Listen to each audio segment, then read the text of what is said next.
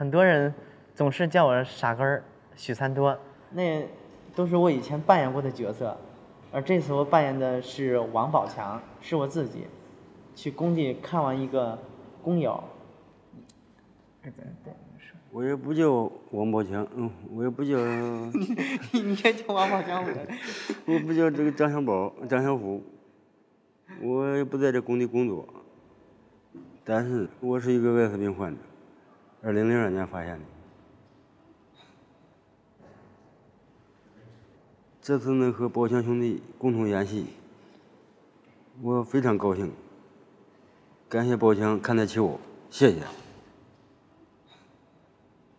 其实真的很勇敢。